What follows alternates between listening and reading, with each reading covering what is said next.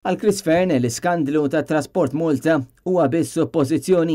Dan ħareġ waqt konferenzi tal-aħbarijiet li saret il-ġimgħa filgħodu fejn saqsejna lid-deputat Prim Ministru x'pożizzjoni se jkun qed jieħu dwar l-allegazzjonijiet serji li Ministru jew Ministri jinsabu implikati fi skandlu li permetta li xi nies jgħaddu mit-test tal-liċenzji tal-karozza b'mod korrott.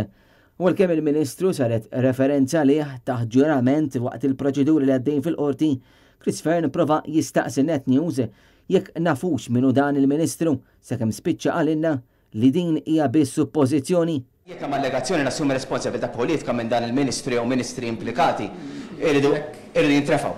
Se tintrefa responsabilità politika jew le? Bħala deputat Prim Ministru naħseb kun tista' tweġibni għax involuzzjew fil-kabinet nassumi. Fuq suppożizzjonijiet maħniex se nitkellmu. Naturalment, bħalma dejjem jiġri f'kull każ fejn ikun hemm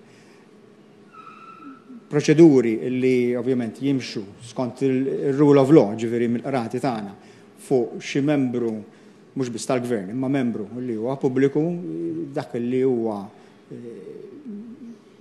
normali jiġri. Evidentament skomdu bid-domandi ta' Net News, Chris Fearn qal biss li dan l-iskandlu huwa suppożizzjoni anke jekk il-provi ħarġu waqt xhieda fil-qorti.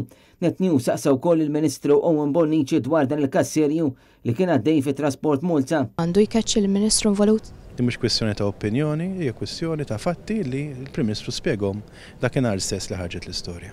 Sa issa ħadd mill-Ministri tal-Gvern ma ġar responsabilità politika għal dak li kien għaddej fit-Trasport Malta. Bil-Ministru Mirjam Dalli fil-jiem li ġaddew spiċċat qaltilna li huwa xogħol il-Pulizija li jinvestigaw. Mill-indikazzjonijiet li ħarġu sa issa jidher li fost l-applikanti li ġew aġevolati kien hemm persuni li kienu qed jaħdmu fil-villa tal-Ministru imsemmi fil-qorti li sa issa ħadd ma jaf minnu. Għalkemm skont dak li ħareġ fil-qorti nhar it-tnejn jidher li dawn il-privileġġi kienu qed jingħataw minn qatt ta' ministri.